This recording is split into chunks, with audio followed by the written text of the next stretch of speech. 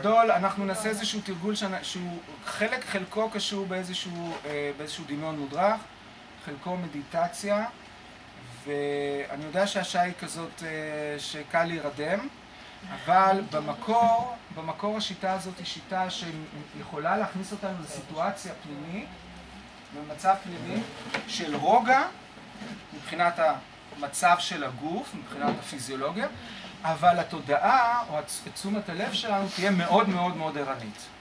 וזה מה שאנחנו רוצים לקבל שורה תחתונה, איזשהו מצב, לפעמים גם אצל התלמידים שלנו, של רוגע יחד עם ערנות.